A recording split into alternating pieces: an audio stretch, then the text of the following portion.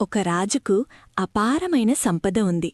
కాని అతనికి అత్యంత అందమైన భార్య కావాలనే ఆశ ఉంది. అప్పుడు మంత్రికి పిలిచి అందమైన యువరాణి వెతుకు తీసుకురండి అని చెప్పాడు. మంత్రి దేశమంతా వెతికినా ఎక్కడా దొరకలేదు. చివరకు చెప్పాడు, మహారాజా, మన రాజ్యంలోనే ఒక అందమైన యువతి ఉంది. కాని ఆమెకిప్పటికే పెళ్లయింది. ఆమె సోము భార్య. రాజు లోభపడ్డాడు. బంగారం వజ్రాలు పెట్టించి ఇలా ప్రకటించాడు, ఎవరు ముందుగా తాకితే అది వారిదే. అలాగే నాకు నచ్చింది నేను వెళ్ళి తాకితే అది నాదే.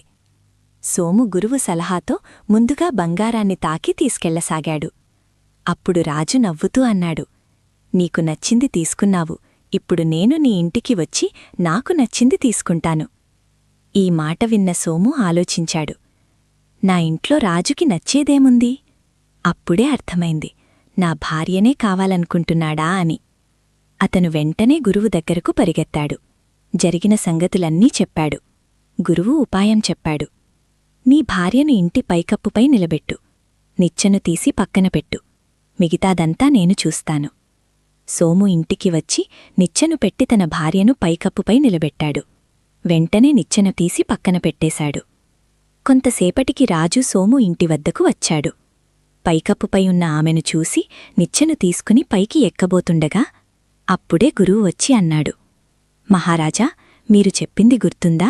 మీరు ముందుగా ముట్టుకున్నదే మీదే కదా. ఇప్పుడే మీరు ముట్టుకున్నది ఈ నిచ్చెనే. కాబట్టి ఇదే మీదే. దానినే తీసుకుని వెళ్ళాలి. రాజు సిగ్గుపడిపోయాడు. తల వంచి వెళ్ళిపోతాడు. ఇలాంటి మంచి కథలు వినాలంటే మా ఛానల్ను సబ్స్క్రైబ్ చేయండి.